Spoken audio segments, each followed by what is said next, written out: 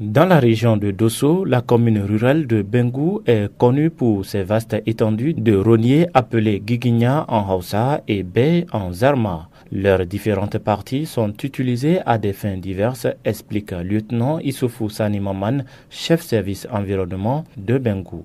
Toutes les parties sont utilisées, de la racine jusqu'aux feuilles. Donc les racines rentrent dans la pharmacopée, la transformation des petits objets, des paniers, etc., etc. Vous avez le fût qui est utilisé dans les constructions, fruits qui sont utilisés comme des bouillies, des jus, les fleurs qui sont utilisées dans l'embouche. Ça rentre aussi dans la pharmacopée. Ces palmiers centenaires jouent un rôle essentiel dans la vie quotidienne des communautés locales. C'est des vieux sujets. Il y en a qui peuvent faire jusqu'à 100 ans. Vous avez la pratique de l'agriculture. Dès qu'on enlève autour de ces racines-là, un vent vient, ça fait terrasser l'arbre. Donc il y a certaines pratiques aussi que nous combattons toujours. Sur certains sujets, là-bas, là, on enlève les pétioles pour vendre dans un pays étranger qui est ici à côté de nous. En plus des actions de l'homme, les rogniers sont victimes des effets du changement climatique. Toutefois, des efforts sont déployés pour contrer cette tendance à travers des opérations de régénération sur environ 60 hectares, explique le lieutenant Issoufou Sani Maman.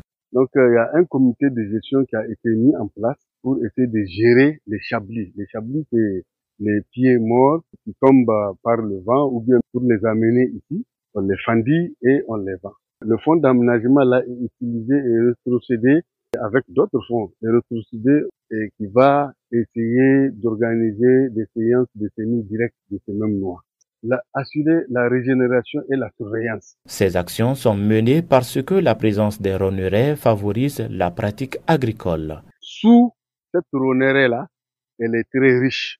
Donc, on peut cultiver le mil, le sorgho et le riz qui est cultivé communément.